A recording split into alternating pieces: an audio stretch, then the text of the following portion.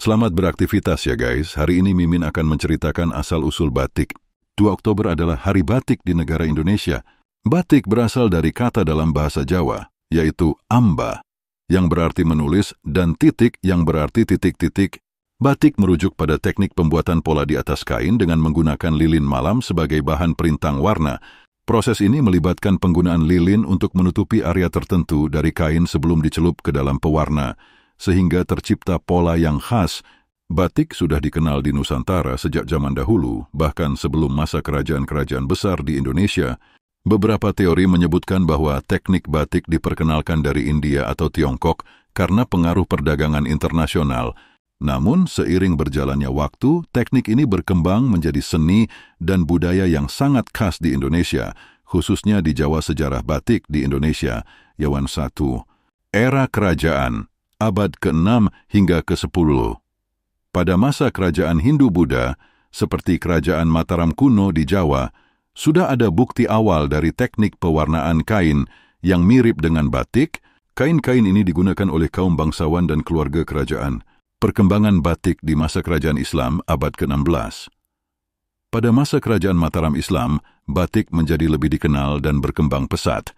Kerajaan ini berpusat di wilayah Yogyakarta dan Surakarta, dua daerah yang hingga kini dikenal sebagai pusat batik tradisional. Teknik batik pada waktu itu masih sangat eksklusif untuk kalangan istana dan bangsawan. Kolonialisme Belanda, abad ke-19. Selama masa penjajahan Belanda, batik mulai diperkenalkan keluar istana dan menjadi lebih populer di kalangan rakyat.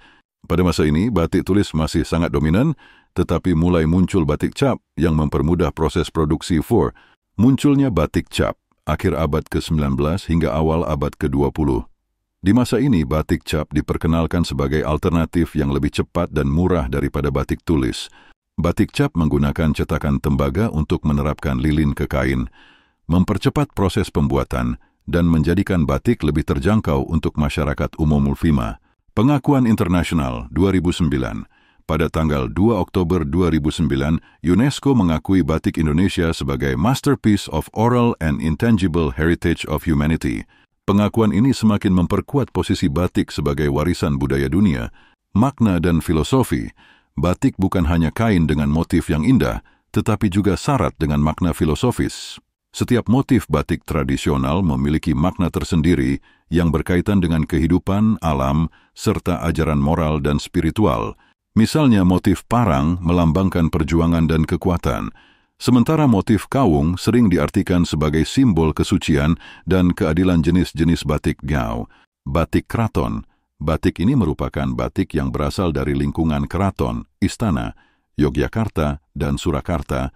Motifnya biasanya bersifat sakral dan penuh dengan filosofi tua. Batik pesisir dikenal dengan warna-warnanya yang lebih cerah dan motif yang lebih bebas dibandingkan batik keraton.